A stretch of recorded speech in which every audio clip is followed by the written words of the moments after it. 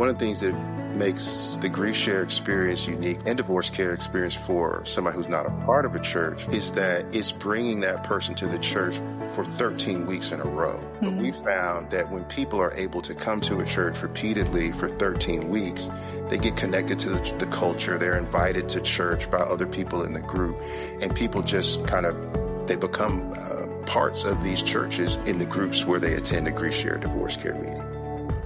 Welcome to Faithly Stories, the podcast that brings you inspiring tales from conversations with church leaders as they navigate the peaks and valleys of their faith journeys through their ministry work and everyday life. Brought to you by Faithly, an online community committed to empowering church leaders. Learn more at faithly.co. Get ready to be uplifted and inspired on the Faithly Stories podcast.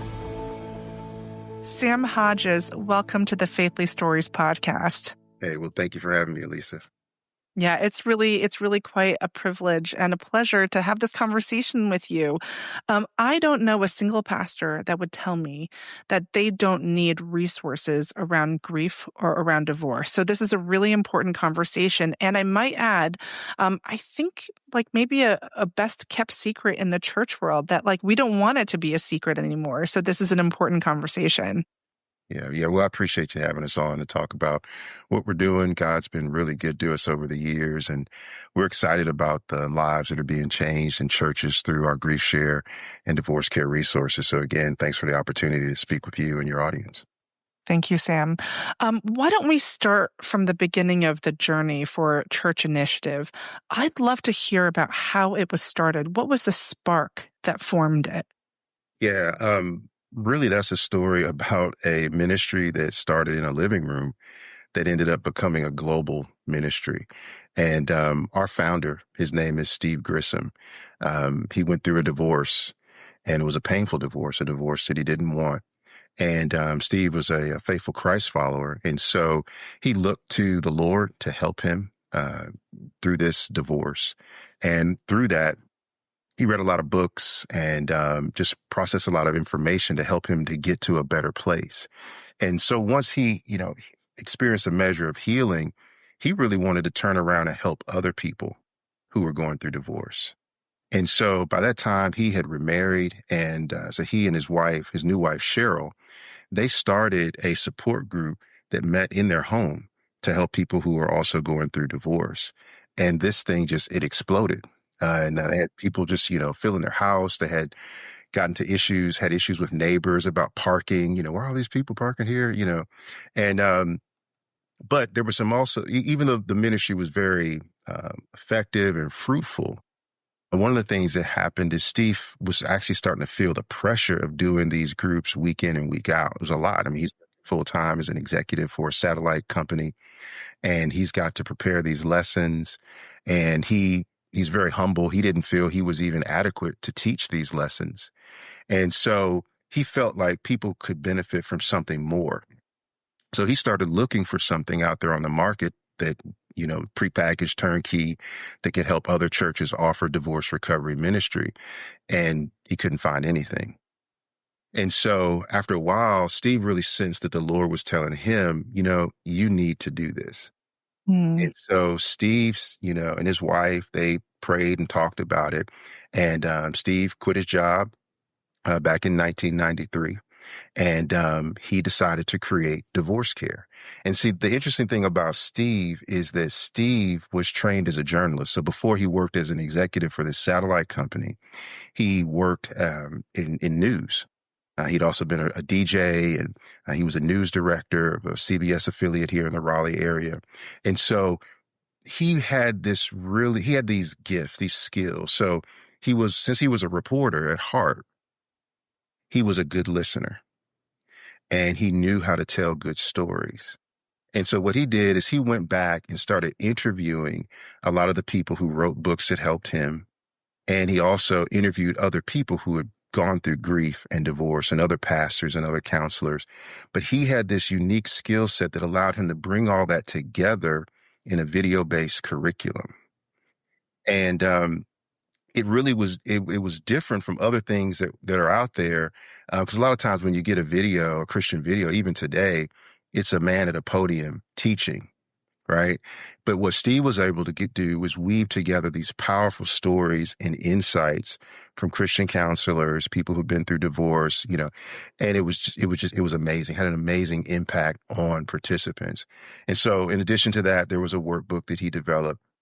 And he basically created a resource that he could then make available to churches to help them help people who are going through divorce. And then after that, Steve got great feedback on DivorceCare. But he also got this question consistently: do you have anything that will help people who are going through grief? And he got that question enough times that the ministry set out and created GriefShare. And it did that in, I believe it was 1998. And same format, same design, same style. So since then, the ministry's been around a little over 30 years, and we've developed 4 different editions of GriefShare and DivorceCare over that time frame. And, we use those to help churches minister to people who are going through grief and divorce. Wow. So a 30-year history. Church Initiative has resourced a lot of churches. Before we started recording, I think you said it was over 30,000 churches over that period of time. But still, there's clearly opportunity for these resources to find their way to more churches who need them. So tell us about the resources. They've evolved a lot, I'm sure, over 30 years. What do the resources look like today that you offer to churches, and what's unique about them? Yeah, the resources really haven't changed much in terms of their design. Mm. You have the videos, you have the workbook, and then there's the group discussion component. And groups last 13 weeks. Some churches, when they offer it, they might go 14 or 15 if they have a kickoff meeting or some kind of celebration on the back end. But there's 13 weeks of core content for both GriefShare and DivorceCare. And as I mentioned, these groups are places where people can just find hope and clarity after they've gone through divorce or if they've gone through grief. And I think it's really helpful also for churches who want to be able to reach their communities with grief support or divorce recovery support. But what makes these programs really unique is all the other support that we offer just to be able to carry these groups out. So we like to say we don't see ourselves simply as publishing materials, but we see ourselves as ministry partners or partners in ministry. And so in addition to the materials, we are providing free coaching to churches. And so we have about 8 coaches who work for the ministry that serve all the different churches that we have.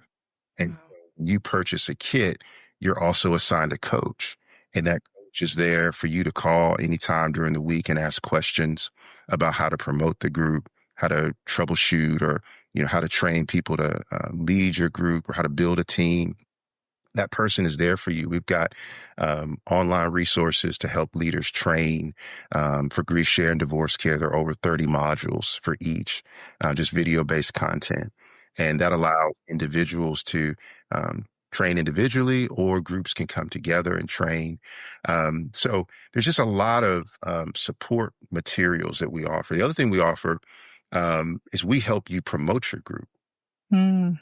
And so we provide, press releases, letters you can send out to the community, social media content that you can use to promote your group.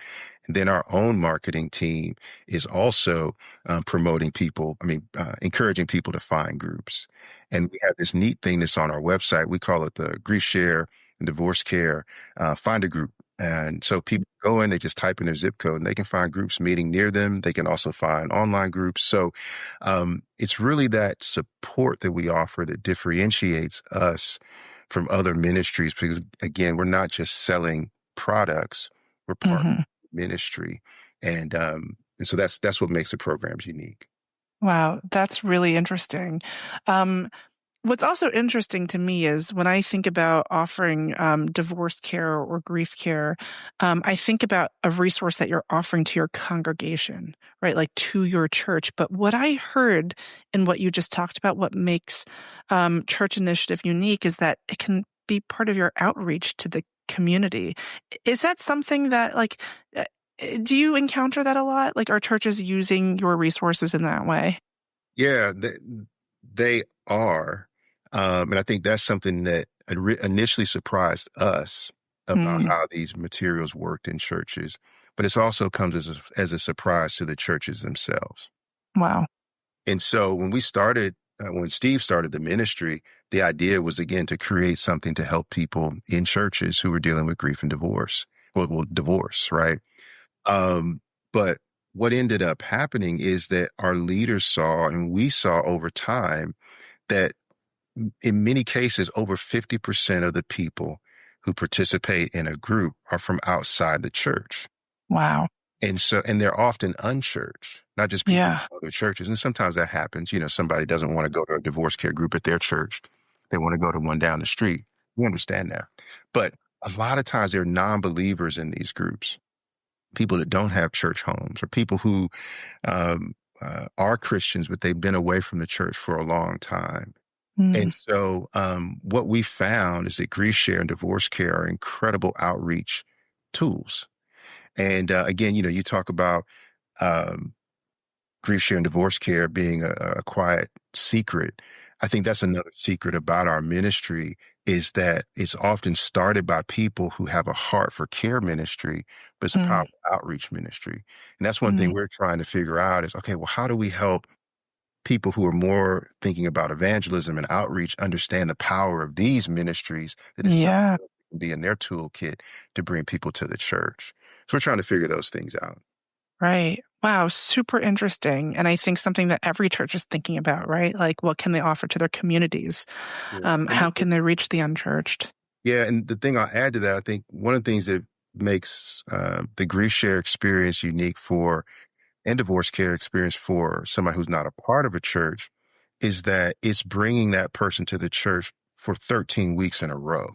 Wow. Many times that people go through the group 2 times. Now, a lot of church events, it's a one night event, or it's a Sunday morning event, Easter or Christmas, or a picnic or something. And those are very effective. But we Mm, found that when people are able to come to a church repeatedly for 13 weeks, they get connected to the culture. They're invited to church by other people in the group, and people just they become parts of these churches in the groups where they attend a grief share divorce care meeting. yeah. Wow. That is really, really interesting. So to me, this all seems like a no-brainer for a church that, needs these kind of resources and is thinking about like outreach solutions and ideas. What might keep a church from tapping into your resources? What kind of pushback do you hear from churches who maybe say, no, this is not for us? A lot of times it's just not having a leader who's Mm, available to take it on. Sometimes churches are struggling. Many churches are struggling these days with fewer volunteers. And so churches have to decide, what do we want to focus on? Is it going to be our small group ministry? Is it going to be our marriage ministry? Is it going to be our Bible study ministry? And so oftentimes churches want to offer these types of ministries. They just can't identify a person who's going to take responsibility for it. So mm, that's one thing that prevents it. The other thing is that sometimes pastors look at it understandably as just another thing that they have to do. Right. I used to be a pastor, and I have experienced that. You're giving your all, and then you hear a podcast about something that you're not doing. And it's like, okay, there's something else I've got to do. And that's really why we've designed our materials the way we have. They're turnkey, designed to be led by lay people, all the support, because we want to make it as easy as possible for a busy pastor to get this thing running at their church. And so what we tell pastors is, if you can just find one person, we'll help that person build a team. We'll help that person promote. We'll help that person train so that lay person can launch a sustainable, Christ-honoring grief share divorce care ministry at your church. So those are the main. That's I don't want to even call it an objection. Now, I will say on the divorce care side, interestingly, there are some pastors who are put off sometimes by the name divorce care. Mm. because they think that it implies that they are somehow endorsing divorce, Mm. which is understandable, right? Given the Yeah. ways, people think, and without context, you could, walk away with that understanding. So sometimes we have to help churches understand that we're not encouraging divorce. We're trying to help people who've been harmed by it. Yeah. Yeah. That's important to understand. So Sam, you mentioned that you used to be a pastor. So I'd love to actually ask you about your own personal journey. Church Initiative has been around for 30 years. You've been at Church Initiative, I think, for about 20 years, right, Sam?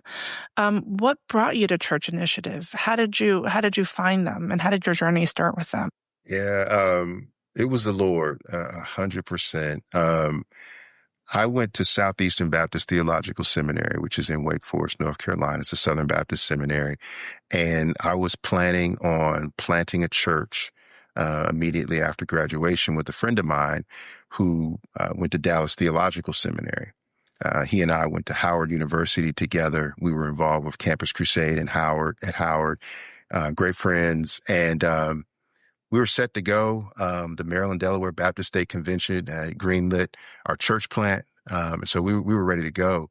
And the Lord just really spoke to me and told me not to go, which was a surprise to me, and was also a surprise to my friend Aaron.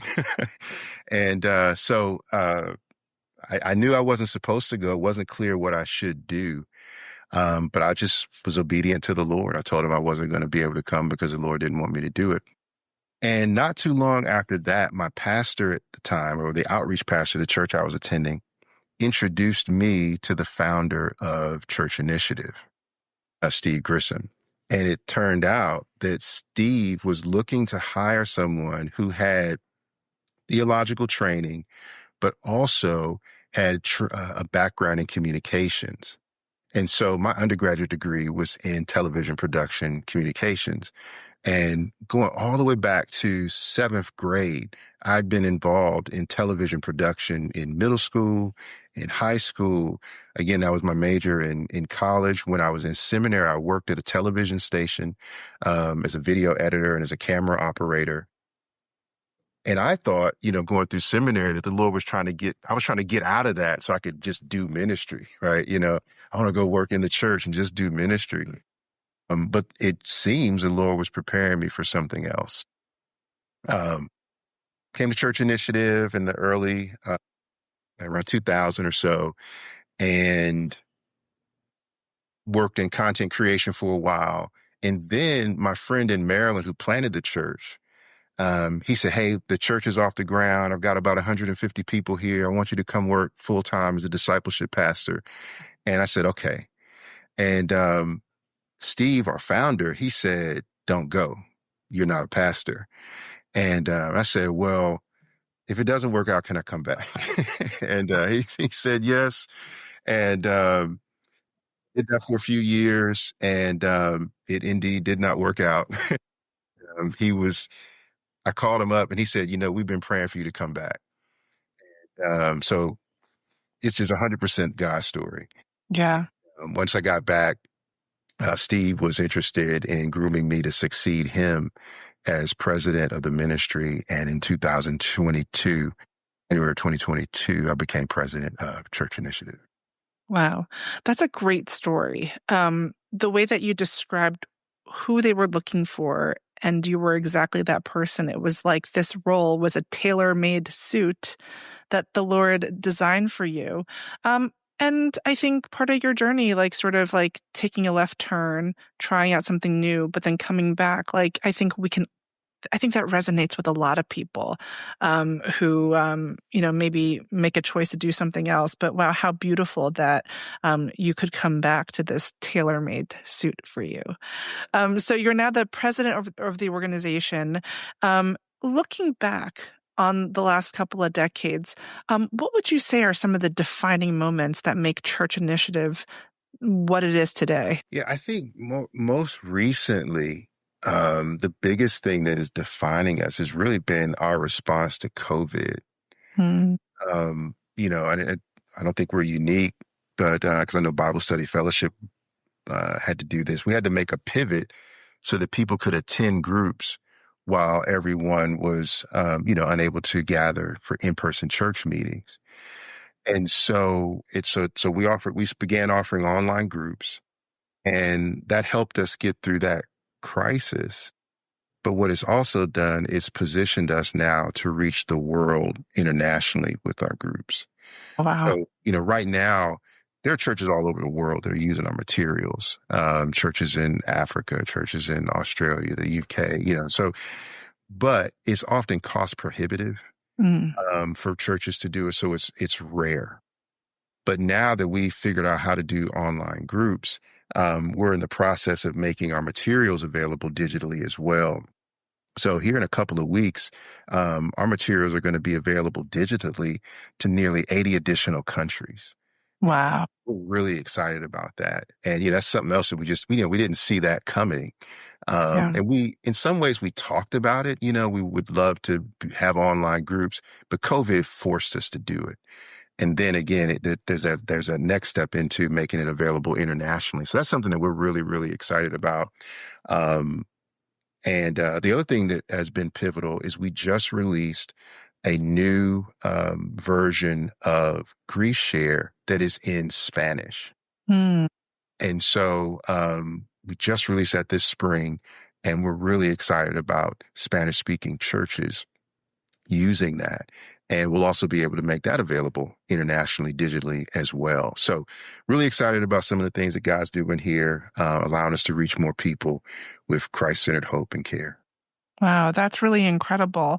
And so something that strikes me, going back to the comment you made about what makes you different, the support you offer to churches. You're not just publishing materials, you're coming alongside them to implement these resources. So you and your team, you're really getting into the work of supporting grieving and hurting people. How do you stay grounded and healthy to do this work? Yeah. As a team, one of the ways we do it is we pray together as a staff every Monday morning. And then our leadership team prays together every Thursday morning. So prayer is vital to the health of the ministry. It's funny, we were talking the other day about how many prayer requests we have. And one of the things that we discussed was the possibility of shortening the prayer list to allow people to have time to pray for everything. And I was like, no, we need to expand the amount of time we're praying because there are so many things that we need to bring before the Lord, right? Prayer is foundational. Yeah. So there's that. Personally, we also, during our morning prayer time, we have our staff members rotate through sharing a short devotional, which is really supposed to come out of their own personal walk with the Lord. And so that's encouraging because you get to hear people share what they're learning, whether that's from a sermon series or their personal Bible study or their devotional time. And so that just kind of reinforces the importance of staying connected. We also require that staff members be active members of a local church. Myself, I'm involved in Bible study at my church. Accountability groups with friends. Those are the kind of things that really keep me grounded. My personal prayer life with my wife. Those are things that keep me grounded, and we encourage staff to do those things as well.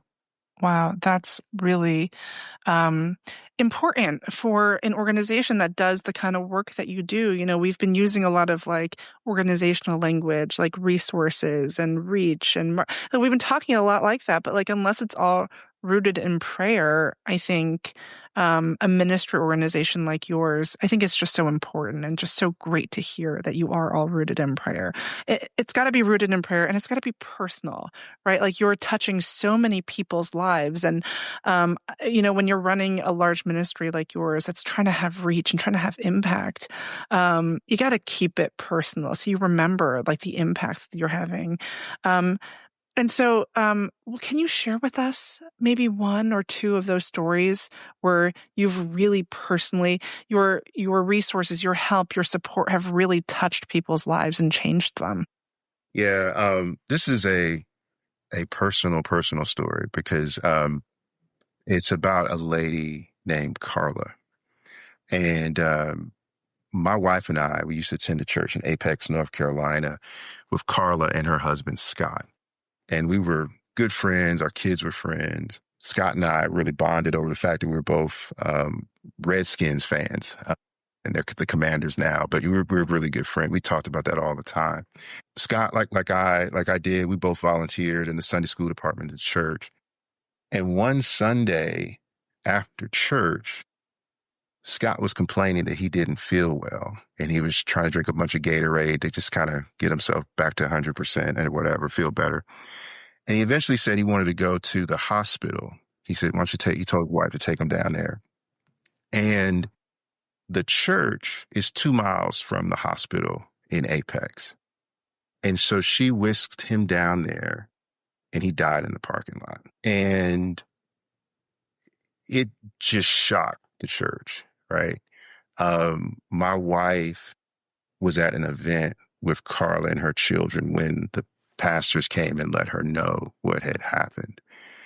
And Carla, the church supported her, just did an amazing job of caring for her. But a while after that, she knew about GriefShare through her relationship with me. And so she went to a GriefShare group that didn't meet at our church. And I think she went through it a couple of times. And it was so helpful to her. And then after that, when we were doing another version of GriefShare, we're creating another version of GriefShare, and she did an interview for it, and her story was featured there, and it was powerful, the things that she was learning and how God was working in her life. Fast forward a few more years, we started a GriefShare group at our church, and she co-led the group with me. Wow. And so it was amazing to be able to work with her and have her ministering to other people after what she had been through. Fast forward a couple of years later, after she went through that, she wanted to become a counselor to help people. And so she went to Westminster Theological Seminary and took courses to be a counselor. And in the course of that, she realized, that wasn't something that she didn't want to be a counselor, but she wanted to use those skills to help women in her church. And so that's what she's doing. And I think the thing that really, why that's powerful to me is, on the one hand, it shows just how effective our materials are. And it was helpful to me to be able to help someone that I cared so much about. But then the other thing is that she's flourishing now. She's remarried. Her kids are doing well. And she has helped guide them, through their grief. And I'm encouraged because I know that she is going to be able to help not just friends, but her family, her children, and her children's children understand how to deal well with suffering and loss. Yeah. And so that is the story that stands out the most to me. I'm just so grateful for Carla and everything that she's doing to give back. I mean, she's a poster child for what we call here Church Initiative, receiving. We want people to move from receiving comfort to giving comfort. Yeah. That is what we want to see. But yeah. Well, that's, thank you for sharing that personal story. That is a beautiful vision for the people of the church to go from receiving to giving comfort. I mean, I think there's nothing more New Testament than that. And something else that I'll say is also, one of my favorite quotes is from Pastor Rick Warren. He says that your greatest pain will often become your greatest ministry. We see that with the Church Initiative founder's story that you shared with us, his hurt coming out of divorce and needing care, and how it spawned this beautiful, 30-year ministry that in a lot of ways is just getting started. And we see that in Carla's story. Wow. Thank you for sharing all of that. So, these principles that Christians are learning and non-believers who are learning, right, coming through the program, these principles they're learning through your resources around grief and divorce, they're principles that I think can apply to other areas of hurt and pain. Are there new areas that you're exploring beyond grief and divorce that you can talk about? Yeah, we are looking at creating resources to help caregivers. There are about 44 million caregivers in the U.S., and many of them are stressed out. They're emotionally drained. They are struggling financially in some respects. Many of them are dealing with conflict with other family members. A lot of why questions. In many respects, many of them are suffering, right, because of all the burden and the responsibility that's on them to care for their loved one. And so we really feel like that's an area of ministry that God is calling us to draw attention to and to come alongside people who are hurting. And we know, in the church, we know we are to help and care for our loved ones. That's the responsibility of the family and also the church. But it's not easy to do. So we want to come alongside people and help them, support them, provide them encouragement, give them a vision so that they can see how what they are doing really is aligned with God's purposes and how they can be a benefit to the person that they're caring for beyond helping them with their physical needs, but also helping them with their spiritual needs as well. So we're working on that right now, just trying to figure out what's the best way to design resources that help people who are caregiving. One of the challenges is that people who are caregiving have limited amount of time to come to a group. And so it's making us rethink what's the best way to offer, church-based resources that are going to help these help caregivers in a way that makes sense to them, that they would, take advantage of them. Wow, so interesting. So that is on the come, something to look out for from Church Initiative. Maybe we can close with a couple of questions here. We have a lot of pastors, a lot of ministry leaders who are listening. If they're starting to think about, hey, this is something I got to look into, this is something I have to research, but they're feeling uncertain, and stretched, to your point earlier about like what can stop a church from tapping into your resources. If you could speak directly to those pastors and ministry leaders, what would you say to them? I think first thing I would say is I get it. It makes sense. I mentioned earlier, you just have this, you're always hearing what you're not doing. And so I don't want to be a part of that chorus, right? But we are here to help. If it's something that you want in your church, we'll do everything we can to take the responsibility off of your plate to help you get it started. And one of the neat things about GriefShare and DivorceCare is that the videos feature teaching by experts, names that you're very familiar with, like an H. Norman Wright or a Paul Tripp or a Gloria Schaefer, just names people are familiar with. And so if you can find someone who has a heart for ministry and they're willing to facilitate a group discussion, they don't have to be a pastor, they don't have to be trained as a counselor. If they just got a heart for hurting people, we can help them get the ministry started, and we can work with them so that the ministry is self-sustaining. And we've designed it in such a way that it redevelops leadership. And so again, we often see is people coming out of these groups who want to turn around and serve themselves. One of the statistics I'm proudest of is that approximately 25% of all new ministries, new GriefShare and DivorceCare ministries, are started by former GriefShare and DivorceCare participants. Wow. I love that because it's not a growth strategy or, it's not a multiplication strategy. It reflects God's heart for healing. Yeah. Right? He's the Father of all compassion. He's the God of all comfort, and he comforts us so that we can comfort others. Amen. That's what we want to see happening.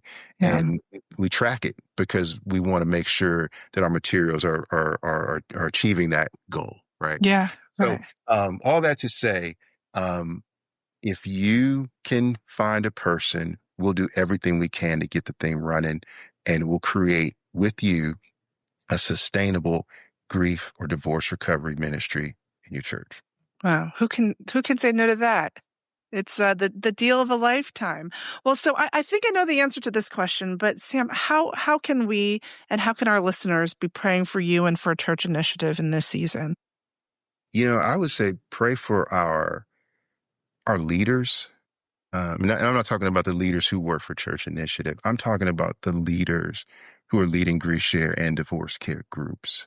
I was talking to one of our coaches, and she had been in the process of calling ministries and just checking in. How's it going? How are you doing? What can we help you with?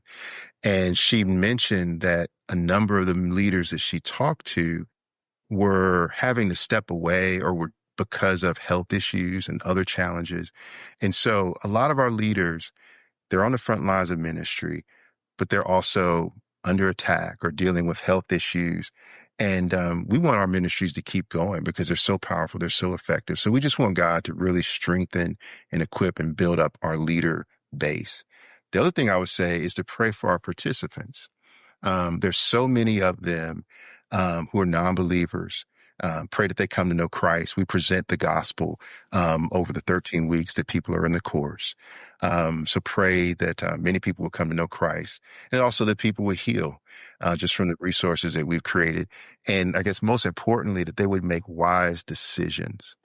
One of the things that stands out to us is that people don't suffer perfectly because we're fallen, right? And so when you're dealing with grief or dealing with divorce, a lot of times anything that feels good seems right. And that's not a good place to be. And we've seen a lot of people make bad choices where they end up, as Paul Tripp says, they trouble their own troubles. And so what we want to do is really come alongside them with the stories that we tell in the materials, with the insights that they hear from other people in the group. We want them to make wise choices so they don't jump into another marriage too quickly or sell a house too quick or start numbing their pain with with drugs or alcohol. So just pray for wisdom for our participants, that they will be patient with themselves as they're walking along their journey of healing. Wow.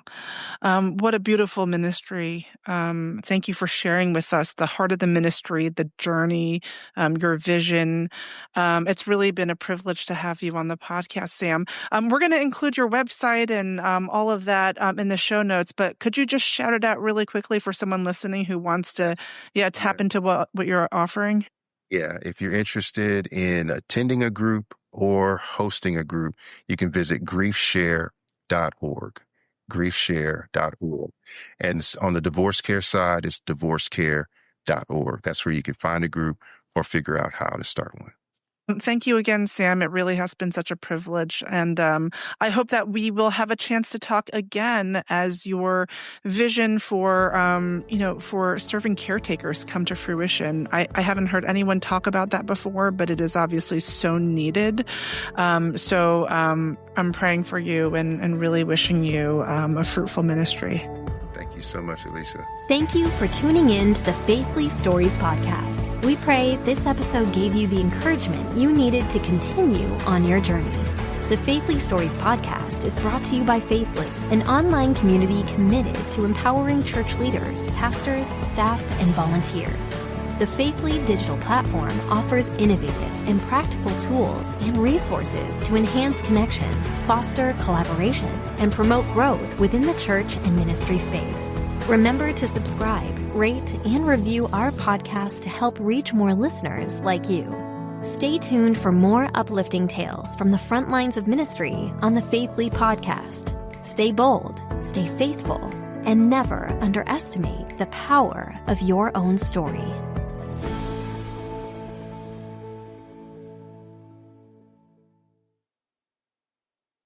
From taco night in Tulum to sushi in Tokyo, make every bite rewarding with Gold from Amex. Wherever you dine, 4 times membership rewards points at restaurants worldwide are piling up. Learn more at americanexpress.com/explore-gold. Terms and points cap apply.